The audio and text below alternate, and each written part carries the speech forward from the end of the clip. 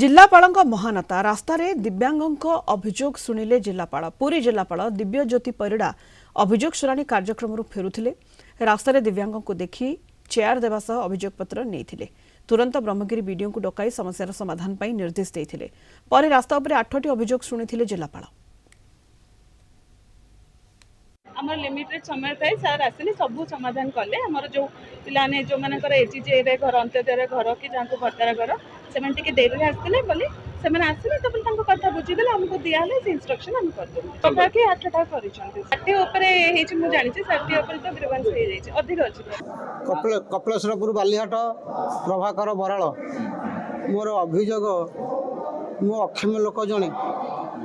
मु तीन टा झील 1000 टंका भत्ता पाऊँच 75% अच्छी अधिक पाऊना एवं खंडे घर भी नहीं मु ये भली अक्षम किसी भी सहयोगिता पाऊनी पाइखाना भी खंडे भी नहीं मु पड़िया भुसुड़ी झाड़ा बसुची आउ अधिक कौन कहबी कहले आसियो बोली।